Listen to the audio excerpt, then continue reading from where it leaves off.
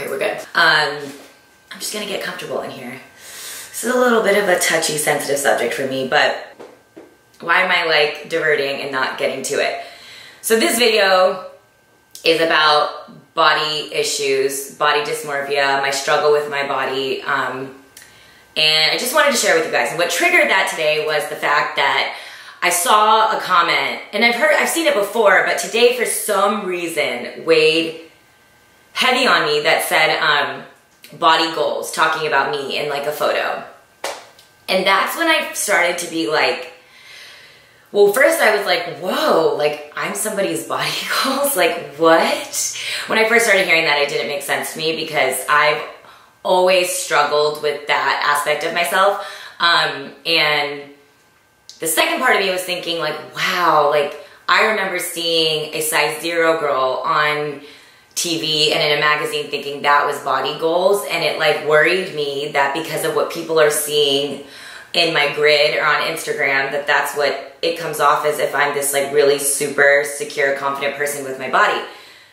I will say to you, at this point in my life, I'm the most secure with it as I've been in my entire life, but that took 28 years of existence, that's how old I am, to get here. And it's still a struggle. I'm not saying that I'm perfect with it, but I finally am at a point where I'm kind of just like, I don't want to be a size 0. And that's not to say that whoever has that, like, you know, I think that's the issue, is that like you strive to be one thing, but then those people strive to be another thing. It's like grass is always greener. And I don't know, there really is no purpose to this video, to be honest. I just wanted to have the conversation, and I hope that it leads to positive comments and conversations down below, and let you know that you're not alone. Like, you're not the only person going through this. Like, people you're seeing on social media also have insecurities with themselves. And so anyways, I just wanted to be open about like the fact that I go through these up and down struggles with myself too. But like at this point in my life, I love myself more than I ever have in my entire life. And I think that comes with growth, life experience, confidence, personal, career, professionally, in all aspects of your life, having a solid group of friends and family around you. And that just happens. But I just, first of all, I just want to make it clear that, that it's still a struggle. So now I want to tell you guys about a few moments in my life that really effed up my confidence with my body, and I did a lot of stupid things to my body to like change it because of these things. And yeah, like again, this is all of the reason I'm doing this is fully for transparency and to help other people realize you're not alone, but also to help other people realize that like, this is like the cheesiest line you've ever heard, but just the way you are is perfect. And when you hear the word perfect, it's all relative to what you define it as to yourself. And so I think for me, I think I was trying to strive for like society's version of perfect, which looked a certain way. And I'm hoping conversations like this make people realize that like, that's overrated. And like also not necessary to be in a career of your dreams and choice. So let's take it back to like, the first instance, which was like in high school. So there was a point where I got obsessed with becoming a size 0 too. Like my closest girlfriends were all size 0s and 2s and these like beautiful blonde chicks. And I guess I just like wanted to fit in with them, and I did the most insane diets. I was doing 500 calories a day. I posted a picture on my Instagram a few weeks ago actually from me from homecoming. I'll link down to it down below because again, I'm avoiding editing. And when I look back at those pictures, I don't think I'm cute, which is crazy for me to say because at that moment, all I wanted was to look just like that, if not skinnier. I was a size 0, 2. I just kept wanting to get tinier and tinier. 500 calorie diets a day, crash dieting, starved myself, bulimia, diet pills, behind my parents' back. They had no idea. This is probably the first time they'll hear it. And it's just so gross. So long story short, I effed up my metabolism, destroyed. I go to college, freshman 20 happens, not 15, 20, like not even exaggerating, maybe even 25. It was a lot, and I was just like going out all the time, having fun, you know, like living my quote unquote best life at that time. But then when I got to that point, I was so defeated. I felt like there was no coming back. I was like, oh my God, blah, blah, blah, whatever. It was just like so gross. And then I remember this time, there's actually 2 times and 2 dudes, and I hate to give them that much importance, but these stories are so like a memory still in my life today, which kind of sucks, right? Because it's like, I shouldn't be thinking about this or even caring what somebody thinks, but because it happened at a time in my life that I was so vulnerable and impressionable and insecure with myself, it's something that I'm thinking about even to this day, which is so crazy to me. And one of them is like actually like somebody who's still in my life actively, and you know, you think back and it's like, oh, we were kids, I was a jerk, blah, blah, blah. So it's like, I also like I'm like you forgive, but I don't forget. Like I forgive a person and I'm like come to peace with it, but I don't forget, especially during things at that time in my life. I remember there was, okay, so we're like friends, so I'm like hanging out, I'm at his place, and he's like, oh, I'll be home soon. And so I'm like, okay, I'm just like hanging out, and I'm like asking him, like, can I get on Facebook? And he's like, yeah, my laptop's right there. So like I get on Facebook, and his is logged in. So I guess I'm like low-key a psycho girl, and I type in Control F in my name, and I like pop up everywhere, like everywhere. And then a specific conversation between him and his best friend pops up, and the best friend's saying nice things. He's like saying something like, oh, you should totally marry this chick, blah, blah, blah. And the comment he said back was, haha, she'd be wifey material if she just hit the gym. And then like, it's just like a bro talk, you know, laughing amongst each other. The reality is, look, guys say what they want to their boys, and it sucks, and it's rude and awful, and it's hurtful.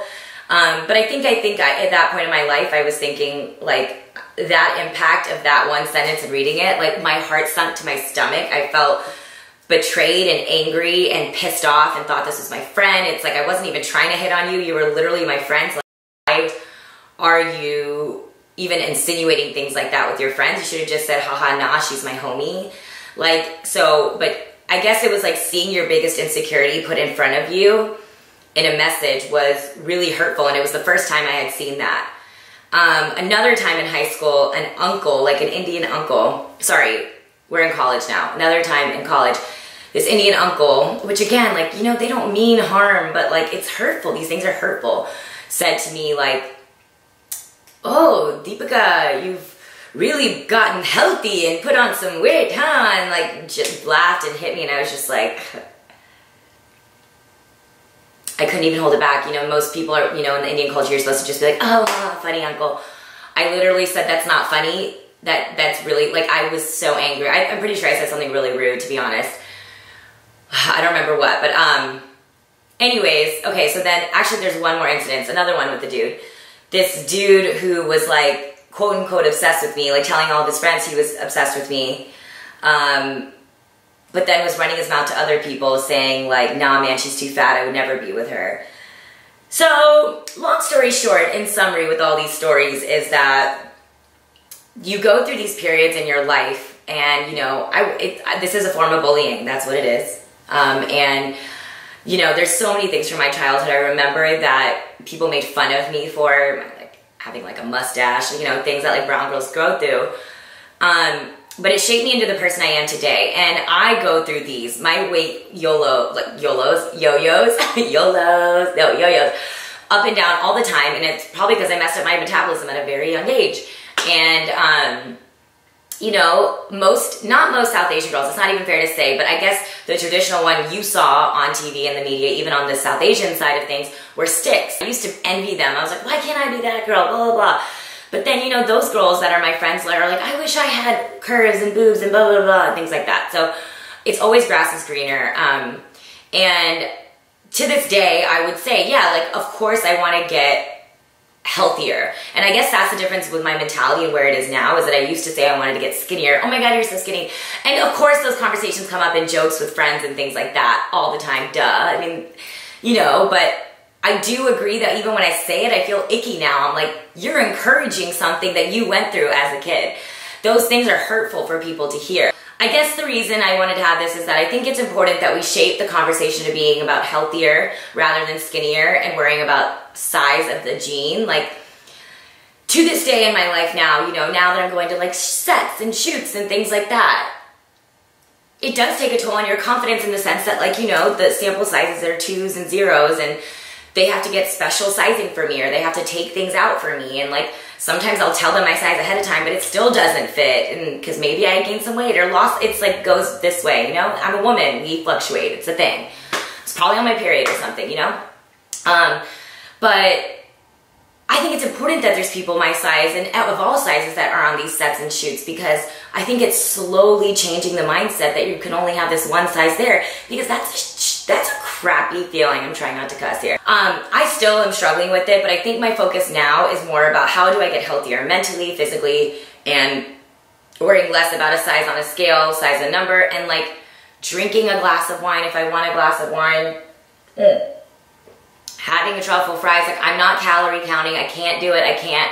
I was about to start the 5-day detox the other day, my friend did it. Everyone has different ways of discipline to help create a way that feels like a healthy lifestyle for them. For me, I'd rather be, like for me, running is a mental adrenaline, and it helps me mentally with my anxiety and stress, and it helps me physically, and I feel like I like lean down the quickest way. That's me personally. And then I'm obsessed with Barry's boot camp, which is like this like workout boot camp that just like makes me do things I would never do on my own. And you know, I'm one of those people who just needs a little bit of a push to do it. But when I get into the routine, I'm like so 0 or 100. And so I'm trying to make it more just a lifestyle change. And I think that's why I'm making this video with you guys in January of 2018, because my whole life, every year, my New Year's resolution is I'm going to get more fit. I'm going to feel more healthy. Blah, blah, blah. And every year it continues to be the same. I mean, that's fair. You can always want to improve yourself, but I don't ever think I actually committed to it and stuck to it and just made it a lifestyle change where it was like consistently working out. Like, well, I don't know why, but I never can just treat a workout the same way I treat a meeting. And it's silly, right? Like, you should just say it's like a part of your day. Like, I make my own, people say like, you make your own schedule. Like, you could bake in working out whenever you want. I think the thing for me personally, at least, is that like when you work for yourself, you never have an off switch and you get into a zone. You're like, no, I could be doing more work. And you consider a workout almost a luxury. And it's like, I need to be doing more work, which is silly because like when you work out, it just funnels into every other piece of your life. You just feel better 24/7. So this video, I guess the purpose is kind of unclear, but it's me ranting, talking just off the whim about something I struggle with in my life. And I hope it makes you feel like you're not alone and that nobody's perfect, but you are perfect, but you're perfect to yourself. Like, I feel very perfect in my skin right now, and that's an awesome feeling, you know? And it's like, and when that happens and you're confident with yourself, it kind of intoxicates and radiates with everyone around you. Then what they say wouldn't impact you. Like, somebody said the other day, like, something about I forget, like, about my body something, and I was like, cool. Like, it didn't affect me. I don't know. It just doesn't faze me as much anymore. But I do want to get healthier. So this is me making a video, putting it on record, saying like, this is the year I'm going to make it a lifestyle change. You know, hold me accountable on all the social media outlets. And let's just like make 2018 the best, healthiest, most confident year of our lives. Cool. And I'm out. Goodbye. Okay.